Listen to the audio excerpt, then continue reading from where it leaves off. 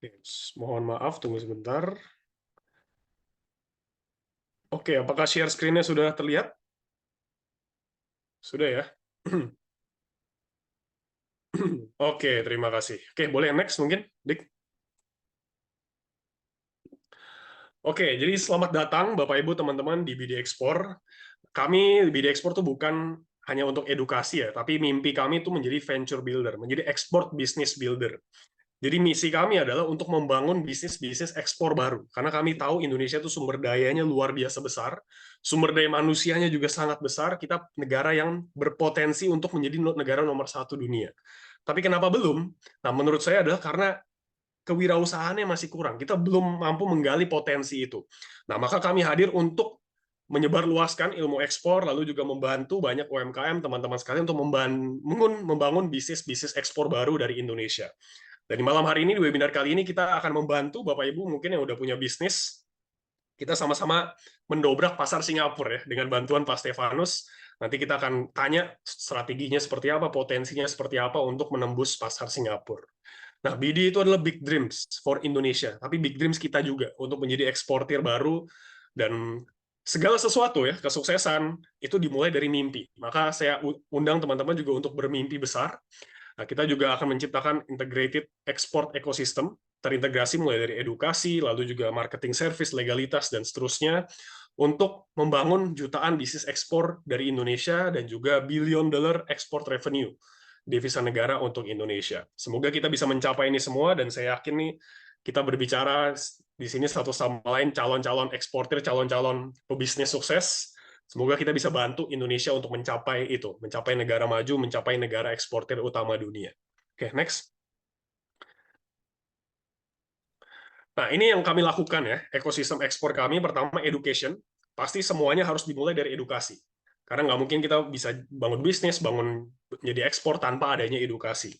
Nah, maka kami launching pertama e-course. Jadi ada 30 hari belajar ekspor. Nanti kami akan berikan privilege untuk Bapak Ibu teman-teman yang hadir di Zoom ini untuk akses ini dengan harga khusus. Kita juga rutin hampir setiap bulan untuk mengeluarkan buku-buku baru terkait ilmu ekspor, perkembangan ekspor, sehingga teman-teman yang bergabung di ekosistem BD Ekspor punya strategi baru, punya pengetahuan baru yang nggak dimiliki oleh mungkin eksportir-eksportir lain. Kami juga menyediakan marketing dan legal service ya, jadi buat Bapak Ibu teman-teman yang kesulitan dalam marketing, membuat website, legalitas, kami juga bisa bantu. Jadi nggak ada lagi alasan untuk ribet, pusing, bangun legalitas dan website bisnis ekspor. Kami bisa bantu itu semua. Kami juga sudah melakukan bisnis matching, ya. Ini kerjasama dengan Next Trade di Malaysia, di Singapura, dan tahun ini rencananya juga akan ke Cina dan ke beberapa negara lainnya. Nah, ini juga privilege khusus buat teman-teman yang bergabung di BD Ekspor. Kita bisa bantu exposure produk teman-teman ke luar negeri langsung. Jadi Bapak Ibu teman-teman nggak usah mahal-mahal ke luar negeri, kami bisa bantu langsung memperkenalkan produk Anda langsung ke luar negeri. Oke, next. Nah, biar seru ya, kita ada giveaway dulu, supaya malam hari ini kita nggak cuma ilmunya terperangkap di Zoom ini, tapi juga bisa kita sebarkan ke followers kita, ke teman, keluarga, dan kenalan kita. Nah, Bapak Ibu teman-teman bisa follow ini Instagram BD Export, kalau belum, bd.export.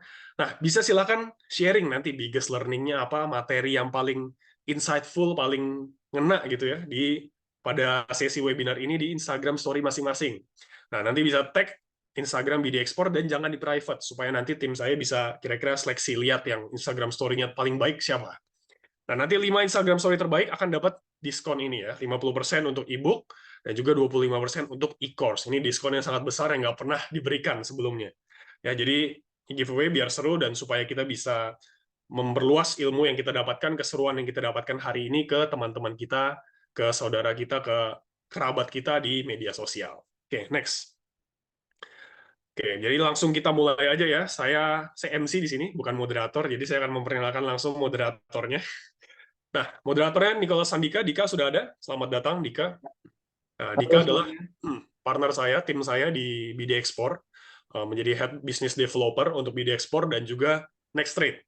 Nah, jadi Next Trade adalah company untuk menjembatani perusahaan-perusahaan Indonesia, UMKM Indonesia, untuk ekspor ke luar negeri. Jadi business matching company. Nanti mungkin akan dijelaskan juga oleh Dika. Maka sesi webinar akan dimulai ya. Jadi silakan disiapkan catatannya, disiapkan handphonenya untuk foto atau untuk video. Semoga kita bisa mendapatkan banyak ilmu baru pada malam hari ini dalam sesi webinar ini untuk sama-sama ekspor produk kita, produk terbaik dari Indonesia, minimal ke pasar Singapura. Oke, waktu dan tempat saya berikan kepada Dika. Silakan, Dik. Oke, terima kasih banyak, Denis ya. Oke, pertama perkenalkan nama saya Nicholas Andika. Nah, saya adalah Head Business Developer dari BD Export dan juga menjadi saya adalah founder dari Next Trade. Ya, ini adalah company yang saya bangun setelah bekerja sama dengan Denis di BD Export, yaitu untuk menjembatani anggota-anggota dari BD Export untuk bisa ekspor dan juga mendapatkan channel untuk eh, mendapatkan buyer dari luar negeri. Karena di sini kita visit ke banyak expo-expo, kegiatan-kegiatan di luar negeri yang bisa menjembatani. Ya, oke, nggak usah banyak-banyak tentang saya. Yuk kita perkenalkan juga narasumber kita malam hari ini, yaitu Bapak Stefanus Titus Wijaya. Ya, nah beliau adalah seorang CEO dan founder dari Bisa Connect Global ya. Ini adalah company yang base-nya di Singapura dan itu bisa menjembatani kita dari Indonesia untuk bisa ekspor ke Singapura. Nah, sebelum kita mulai malam hari ini, aku mau ada diskusi. Ya, ada dua diskusi. Nah, diskusi yang pertama adalah Indonesia adalah peringkat 6 dunia di sumber daya alam dan mineral. Dan yang kedua adalah Indonesia adalah peringkat keempat di sumber daya manusia atau populasi terbesar ya. Nah, pertanyaannya adalah Indonesia itu peringkat berapa dalam ekspor dunia? Ada yang tahu? Coba ketik di kolom chat. Tebak, kira-kira Indonesia itu peringkat berapa sih di dunia? Ada yang bilang 30, ada yang bilang 34. Terus ada berapa lagi nih? Ada yang bilang 4, ada yang bilang 8. Wih, bagus-bagus nih peringkatnya.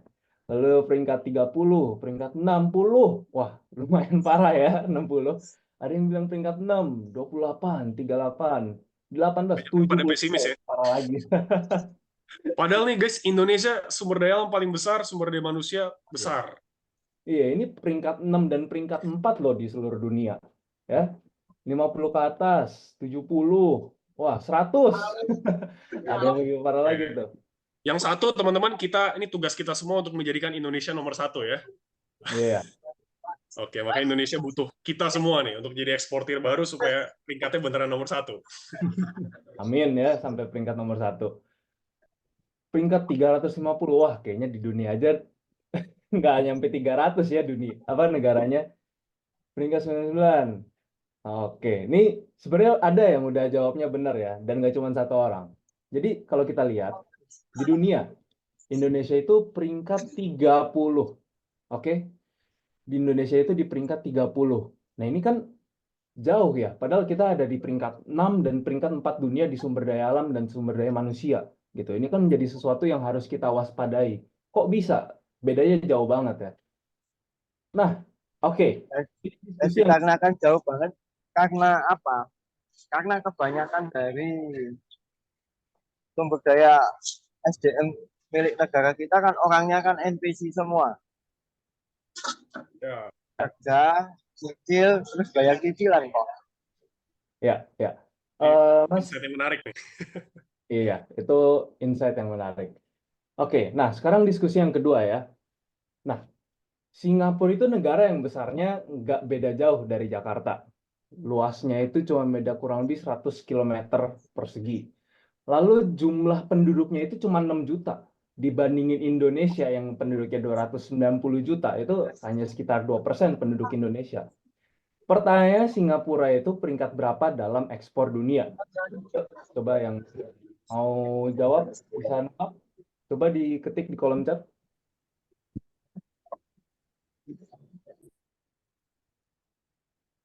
Ada yang bilang 5, ada yang bilang 3, 12, 4, 10. Oh, tinggi-tinggi ya.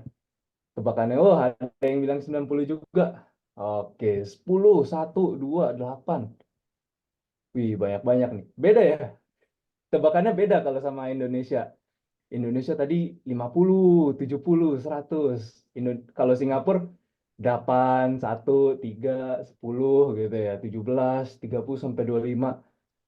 Nah, oke.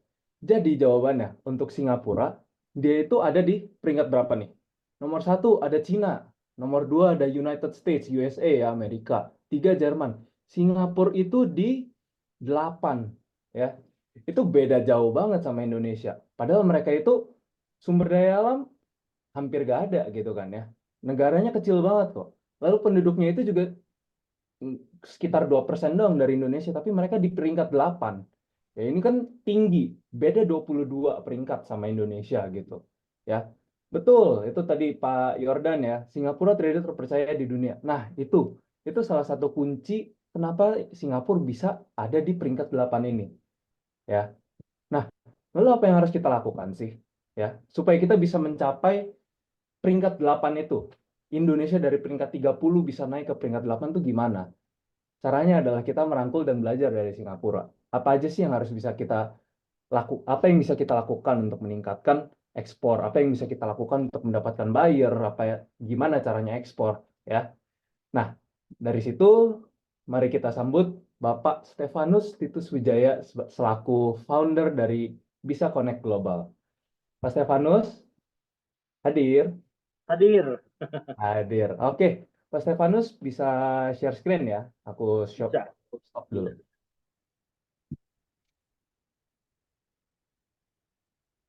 Oke, mungkin teman-teman yang belum on cam bisa on cam yuk supaya kita bisa saling kenal ya, bisa saling kenal satu sama lain. Jadi harapannya ini bukan cuma webinar aja, tapi bisa jadi sarana kita untuk benar-benar kenalan, membangun koneksi, membangun relasi.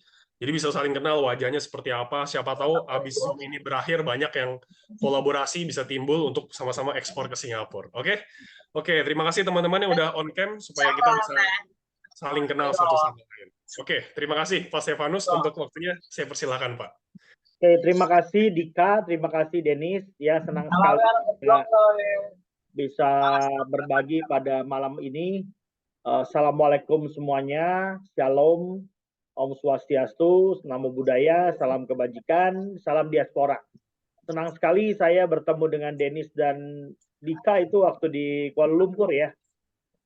Senang bisa ngobrol, akhirnya malam ini kita saling bersilaturahmi nih. Malam ini saya sangat bersyukur bisa diundang oleh kawan-kawan yang sangat-sangat antusias. Saya mau sharing session aja ya, mungkin tadi udah kata Denis juga bilang bukan ada yang lebih pinter, tapi kita sama-sama belajar. Jadi ini sedikit background, tadi udah dijelaskan, saya dari kota Bandung, 97 sampai 2008 itu background saya sebagai pendidik, educator sama dosen, lalu punya kesempatan pindah ke Singapura sampai sekarang. Jadi dari 2008 sampai sekarang udah mungkin lebih dari 17 tahun. Ini background singkat buat teman-teman yang belum kenal, tak kenal maka tak sayang ya. Saya juga sama seperti kawan-kawan yang ada di Indonesia. Mulai dari nol, jadi bukan dari keluarga pebisnis. Gampang kan? Kalau teman-teman di sini yang udah jago-jago ekspor, ya bersyukur ya. Kalau saya dulu nggak punya pikiran jadi entrepreneur gitu. Jadi tinggal di kota kecil, sekolah di asrama, terus kuliah di Bandung, balik lagi ke Bandung lagi dari Indonesia, dari Bandung ke Bogor, terus ke Bandung lagi, terus kerja sekitar 11 tahun pindah ke Singapura. Nah, tadi disinggung sedikit tentang bagaimana kita belajar dari Singapura setelah 17 tahun di Singapura. Mungkin ada beberapa yang bocor-bocor, bisa tolong di mute ya teman-teman, bagi admin. Jadi kalau misalnya kita mau belajar dari Singapura, itu adalah mindsetnya. Singkat cerita sebelum mulai nanti ke bidang yang berhubungan sama ekspor, saya mau berbagi sedikit pengalaman selama 8 tahun jadi ketua orang Indonesia di Singapura. Jadi saya banyak bertemu dengan kawan-kawan, terutama para pekerja migran, profesional, bisnismen. Jadi jangan berpikir yang di Singapura ini orang-orang Indonesianya itu semua pebisnis, banyak sekali yang pejuang devisa ya. Jadi ada juga kelompok arsitek, ada kelompok pelajar, banyak sekali. Sampai ke para pelaut juga. Jadi selama berapa tahun ini saya lihat potensi diaspora ini bisa menjadi kawan dari teman-teman yang ingin ekspor.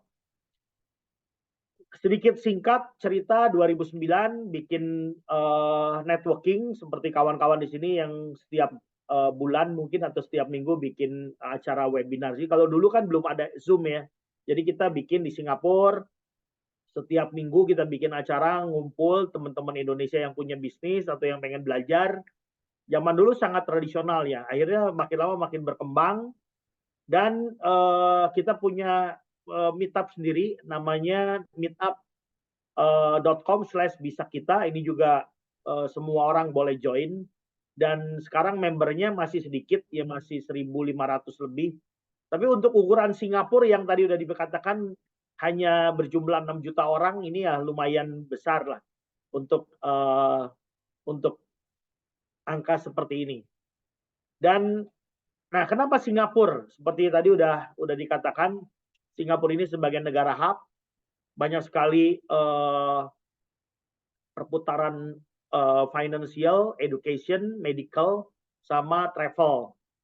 Jadi Bandara Changi itu selalu sibuk terus tiap hari.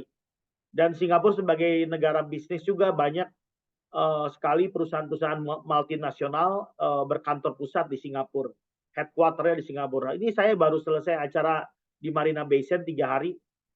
Dari seluruh dunia, mulai dari Middle East sampai ke Amerika, sampai ke Australia, semua pada datang ke sini, ketemu di sini, juga dari China, dari Malaysia, Indonesia, semua tumplak-blek gitu tiap selama 3 hari banyak bergaul. Jadi Singapura hanya sebagai negara hub gitu. Jadi jangan mengatakan Singapura ini sebagai tujuan teman-teman untuk ekspor, tapi sebagai pintu atau batu loncatan teman-teman masuk barangnya ke Singapura. Dari sini bisa diekspor ke berbagai negara. Nanti kita akan bahas lebih lanjut. Akhirnya tahun 2012 saya dengan beberapa kawan mendirikan Bisa Private Limited. Nah, kita bantu perusahaan-perusahaan Indonesia untuk ekspansi keluar lewat Singapura. Secara simpelnya, teman-teman ada di Indonesia, kantornya di Singapura, kita yang manage gitu. Jadi mulai dari Kopsek-nya, corporate secretary-nya, kantornya, virtual office-nya, local director-nya, karena harus punya orang lokal Singapura, dan juga dari pembuat banknya, bank account-nya. Jadi teman-teman ada di Tangerang, tapi kantornya di Singapura. Nah, ini secara simpel. Lalu kita juga sebagai perusahaan, selain kita membantu di bidang konsultansi, kita juga mempunyai event-event tahunan. Nah, ini event tahunan yang teman-teman bisa buka juga di websitenya. Kita bikin acara startup setiap tahun. Nanti kalau memang BD mau explore kolaborasi dengan senang hati. Jadi kalau ada ide-ide startup yang bagus, bisa ditampilkan di Singapura, kita bikin acaranya untuk mencari jemput bola gitu. Kalau biasanya kan kita nunggu investor datang ke Indonesia. Tapi sekarang bagaimana kita datang ke Singapura, kita undang investor langsung, ketemu dengan teman-teman. Tentu saja perlu persiapan ya, karena pitching session-nya pakai bahasa Inggris. Juga kita punya event tahunan yang namanya integrationcommunity.sg. Jadi tahun ini kita mencari orang-orang Singapura sama orang-orang foreigner untuk berinteraksi. Dan semuanya didanai oleh pemerintah Singapura. Jadi ini contoh-contoh bagaimana diversity-nya orang Indonesia di Singapura itu ada Bapak Duta Besar tahun lalu dan Ibu Duta Besar. Lalu juga ada kawan-kawan dari berbagai komunitas di Singapura, mulai dari orang Indonesia sampai orang Melayu, India, dan orang China-nya juga ada semua. Nah, sekarang saya akan mulai fokus ke ekspor importnya. Nah, disclaimer dulu bahwa kami di Bisa untuk perusahaan kami, kita akan lebih spesifik ke makanan ringan. Nah, ini contoh yang tadi udah dijelaskan sedikit oleh Dika. Ini lebih dikit lagi bahwa Indonesia ternyata nomor 5 untuk import barang dari luar ke Singapura. Singapura itu seperti yang tadi udah jelaskan, Mr. Lee Kuan Yew, pendirinya Singapura, mengatakan Singapura ini sebagai little red dot. Jadi sebuah negara kecil yang dikelilingi oleh negara-negara besar. Nah, kita masih kalah ekspornya dengan China, US, Malaysia, dan Jepang. Karena Indonesia ini masih banyak ruang ya. Tadi kalau memang Dennis bilang mau membanjiri Singapura dengan barang-barang Indonesia, kita dukung karena kita masih kurang barangnya. Singapura mengimpor hampir 200 jenis makanan, produk dari berbagai negara. Termasuk yang lucu lagi adalah dia bahkan impor telur dari Polandia. Bayangin, telur dia impor dari Polandia. Jadi luar biasa gitu. Jadi peluang Singapura untuk impor itu besar. Tetapi untuk masuk ke pasar ini ya ada strateginya. Nanti kita bahas. Nah ini tantangan dan solusi. Kalau orang muda, ini banyak yang lebih muda ya. Di sini coba ditulis yang umurnya di bawah 45 ada nggak? Bisa absen coba. Kalau yang masih di bawah 45 itu berarti masih bersemangat nih. Kalau saya sudah 40 hampir 50, jadi sekarang udah waktunya untuk retired ya, untuk pensiun. Nanti kalau mungkin Dennis sama Dika dan teman-teman bisa membanjiri pasar Singapura dengan bagus sekali. Nah, tahun 2021 pandemi waktu itu mulai heboh-hebohnya, jadi orang nggak bisa kemana-mana. Tetapi kami yang orang-orang Indonesia yang tinggal di Singapura itu nggak bisa pulang juga ke Indonesia. Cuman saya waktu itu mikir, loh, makanan itu begitu cepet ya, pesan makanan, bakmi Gajah Mada, nanti pesan Kartika Sari dari Bandung, nanti pesan apa, Just Tip itu luar biasa zaman waktu itu. Lalu saya beberapa kawan mikir, kalau gitu kita bikinlah satu anak perusahaan, karena di Bisa Private Limited kan itu lebih ke event sama business consultant. Nah kalau yang di Bisa Connect Global yang sekarang saya lagi untuk ekspor import, ini kita bikin. Lalu kita kerjasama, tadi juga seperti Dennis dan Dika, cari kolaborasi dengan perbankan. Nah, mereka kan biasanya bank-bank atau komunitas punya UKM-UKM binaan. Nah, kita bikin program UMKM naik kelas, ini sejak 4 tahun lalu. Apa yang kita fokuskan, karena kita di Bisa Connect Global ini fokusnya hanya di makanan ringan, kita belum masuk ke barang-barang lain yang di luar itu. Jadi kita sedang waktu itu kita mencari barang-barang yang berkaitan dengan yang bukan daging, yang bukan herbal dan bukan kopi sebenarnya. Tapi kenyataannya ya paling banyak ya kopi, teh itu paling banyak yang banyak yang kirim gitu. Yang kedua, long term. Jadi long term atau durasi expired date-nya minimum 1 tahun. Nah, yang ketiga, dry food atau snack ya, tidak mengandung daging, susu, madu dan telur kalau bisa. Yang keempat, quality packaging-nya itu ada barcode pakai JS1 yang dari Indonesia. Yang kelima, sudah punya halal certified atau dan juga punya BPOM, HACCP atau minimum sekali PIRT. Minimum sekali ya. Jadi ini 5 syarat yang ini. Nah, sekarang kita bicara tentang problem atau klasik problem yang dihadapi oleh UKM yang ingin berjualan di Singapura. Mungkin saya sebelum masuk ke sini, saya mau jelaskan bedanya UMKM di Indonesia sama UMKM di Singapura. Kalau UMKM di Indonesia, sepengetahuan saya, itu ada yang tipe yang usaha kecil mikro, itu di bawah misalnya 5 juta rupiah, ada kecil di bawah 50 juta, ada medium di bawah 500 juta, ada menengah kalau nggak salah UMKM, usaha mikro, kecil, UMKM, kecil menengah. Nah, menengahnya itu di bawah 5 miliar, itu udah termasuk UMKM. Kalau di Singapura yang namanya UMKM atau Small Medium Enterprise, pemerintah Singapura itu mendefinisikannya di bawah 200 juta dolar gitu. Itu disebutnya SME. Jadi kadang-kadang orang ngelihat, wah itu orang Singapura bisnis cuma 1 atau 2 orang, tapi omsetnya bisa jutaan dolar gitu. Nah, udah umum di sana, di sini, karena di Singapura bukan dilihat dari banyaknya orang, tapi gimana caranya dia tradingnya itu bisa continue atau enggak. Nah, jadi kalau di Indonesia banyak manpower, di sini kurang. Nah, sekarang saya mau masuk ke masalah utama UMKM Indonesia masuk ke pasar Singapura. Nomor 1 adalah masalah legal. legal di sini luar biasa mahal. Opening fee, misalnya kita masuk ke salah satu supermarket di sini, kita harus bayar opening fee. Terus ada listing fee. Belum lagi karena barangnya belum dikenal, kita mesti ada promotional dan marketing fee. Belum lagi rentalnya. Rentalnya di sini bisa sebulan, sama dengan di Indonesia mungkin 6 bulan gitu, atau 1 tahun gitu. Jadi banyak sekali UMKM yang kesulitan untuk jual barang di Singapura. Masalah warehouse juga. Kemarin saya pameran di Marina Bay Sands, ada orang Taiwan yang eksibitornya barang-barangnya itu nggak mau dibawa pulang. Nah itu mau ditinggal aja begitu saja. Harus dimasukin ke gudang di Singapura. Nah itu mahal gitu. Itu contoh. Terus juga permit udah pasti.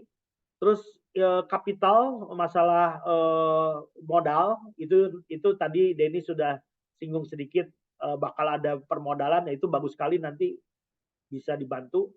Terus juga harus punya unique story gitu. Jadi ceritanya yang menarik, karena orang Singapura ini senang dengan cerita yang menarik. Misalnya keripik tempe ini dibuat dari bahan-bahan alami, atau membantu orang-orang yang berkebutuhan khusus atau apa, itu cerita-cerita gitu mereka menarik gitu. Terus manpowernya mahal. Di sini UMR di Singapura sekarang 3.600 Singapura dolar per bulan. Jadi kalau perusahaan Singapura ingin meng-hire foreigner, itu harus punya 10 orang Singaporean baru bisa nge-hire foreigner 1 orang. Jadi bayangkan kalau perusahaan di sini kecil, itu biasanya dia pemiliknya yang jadi direkturnya, yang jualannya juga direkturnya juga, partnernya yang jualan. Jadi kolaborasi. Jadi kalau company-nya di bawah 10 orang itu masih sangat susah untuk bisa grow gitu. Karena bayar manpower mahal. Terus juga packaging, cost-nya juga mahal. Jadi kalau bisa semua packaging ada di Indonesia. Terus kita perlu lokal partner yang memang kalau bisa tinggal di Singapura, supaya nanti kalau misalnya ada masalah, ada problem, gampang dicek oleh orang lokalnya. Terus juga harus ada international contract, dan ini biasanya kendalanya adalah UMKM itu sangat tergantung sama bahan baku. Misalnya contoh, pengiriman pertamanya bagus, pengiriman kedua bagus, yang ketiga kok jelek. Ternyata di Indonesia mungkin lagi krisis minyak goreng gitu. Jadi minyak gorengnya diganti jadi minyak second. Nah, itu di kontrak itu bisa jadi problem kalau di Singapura. Terus yang selanjutnya, bagaimana sustainability-nya, financial support-nya. Karena di sini misalnya kita bayarnya consignment atau kita bayar di depan, itu harus bayar full time gitu. Full, baru nanti bisa dibeli ke para UKM.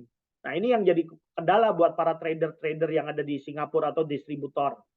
Terus yang selanjutnya adalah logistiknya juga mahal. Pengiriman barang dari satu titik ke titik lain di Singapura mahal. Sustainability, terus juga documentation, dan di sini semuanya kalau kita ada problem, kita bisa di legal dispute-nya tinggi gitu. Jadi kalau misalnya ada perusahaan nggak bisa bayar nah itu bisa langsung dilaporkan ke bank. Nah kita bisa jadi problem, makanya kita berusaha jangan sampai ada kredit macet gitu. Terus juga unique selling point, perlu ada unique selling point. Jadi ini adalah fakta-fakta bahwa UKM Indonesia itu sangat sulit untuk masuk ke Singapura. Kita bicara UKM. Kalau kita bicara produk-produk yang udah pemain besar kayak Mayora, Indomie, itu lain cerita ya. Tapi kan kita bicara UMKM nih. Oke, sekarang selanjutnya,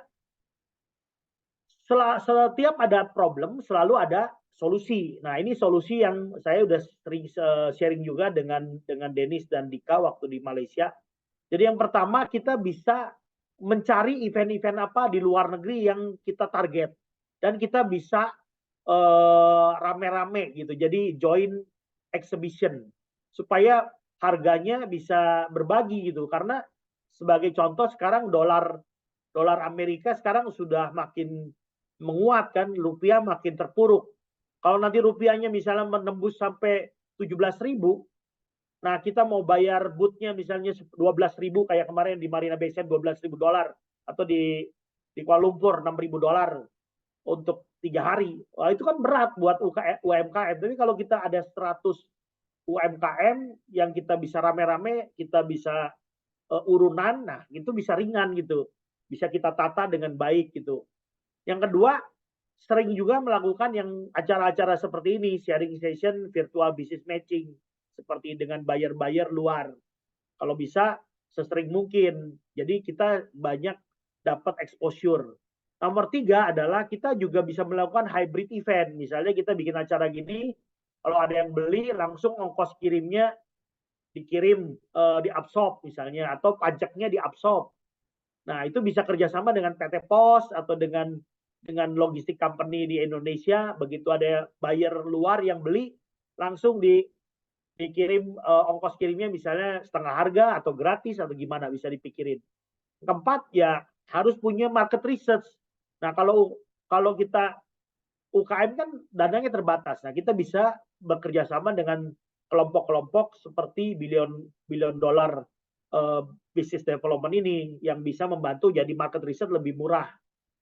Yang keenam adalah logistic consolidation. Gimana caranya misalnya daerah Jakarta dikumpulin, nanti daerah Bandung kumpulin, daerah mana kumpulin. Jangan terpisah-pisah, jadi nanti kirimnya jadi mahal. Yang kelima, bisa juga melakukan namanya O2O, online to offline. Jadi zaman sekarang kita nggak cukup dengan offline, tapi juga perlu online. Yang keenam, 8, teknologi dan digitalization udah pasti. Kita harus punya website, harus punya Instagram, harus punya sosial media yang selalu up to date. Nah, yang nomor 9, inilah gaya Indonesia, gotong royong dan networking seperti ini. Kita ketemu dengan begitu ketemu orang Indonesia di luar negeri, ketemu, wah senang gitu, kita bisa saling berbagi. Kolaborasi kuncinya, karena kita kalau nggak kolaborasi, ya boncos juga, karena harganya terlalu tinggi kalau untuk di luar. Kita harus kolaborasi. Yang nomor 11, ya bagaimana kita para diaspora yang ada di luar negeri bisa dilibatkan. Memang tidak semua diaspora seperti kami pengusaha, ada juga diaspora yang hanya bekerja, tapi juga mereka juga bisa jadi konsumen, mereka bisa jadi support system. Terus yang selanjutnya adalah bagaimana kita mencari distributor yang tepat. Nah, kalau untuk kami, memang kami sebagai distributor juga, dan kita juga apply izin juga untuk makanan ringan. Jadi kita punya event company, kita punya export import company. Nah, ini juga penting. Bagaimana kita mengakses soft loan untuk UKM pinjaman lunak, apakah dari perbankan di Indonesia atau dari BUMN kita yang biasanya punya banyak dana, itu kita bisa dilibatkan. Terus karena kita kecil, kita pakai strategi yang namanya guerrilla marketing. Jadi kita tidak bakar uang, buka uang di mana-mana, iklan, tapi kita kadang-kadang bikin acara di mana sekali. Jadi orang lihat, wah kita tuh aktif gitu. Terus branding juga kita bisa saling membantu dalam hal branding. Terus showcase sama menjadi perpanjangan tangan seperti case yang kemarin, banyak perusahaan-perusahaan asing yang datang ke Singapura. Nah, kita ketemu, akhirnya kita jadi semacam distributor AM gitu. Bisa. Terus banyak sekali, belakangan ini saya banyak dapat permintaan orang-orang ingin buka company di Singapura lalu mau re-export, pengen country of origin-nya ganti Singapura. Nah, saya nggak tahu kenapa, tapi belakangan saya banyak dapat permintaan seperti itu. Karena Singapura ini termasuk negara yang sangat mudah perizinannya. Bikin perusahaan 30 menit bisa jadi, selama perizinannya atau due diligence-nya lengkap semua. Kalau di Indonesia, saya pernah bikin PT di Indonesia setahun nggak jadi, apalagi PT PEMA waktu itu, Foreign Direct Investment. Itu sampai investornya udah mau kabur aja, udah give up awalnya. Akhirnya tetap jadi bikin. Terus international benchmark, nah, Singapura ini kalau teman-teman bisa kolaborasi dengan kita, Singapura ini bagus untuk branding sama international benchmark. Sekali barang-barang teman-teman masuk Singapura, lebih mudah untuk jual ke negara-negara lain. Nah, yang ke-20 adalah bagaimana kita bisa saling mutual benefit, ya win-win situation untuk bekerja sama. Nah, dalam 4 tahun ini kami punya partner yang ada, yaitu dari partner supermarket kami, dari website, dari pengiriman barang, dari pengiriman uang, mata uang atau currency, ada dari event-event, ada dari penjualan lewat online, juga lewat vending machine.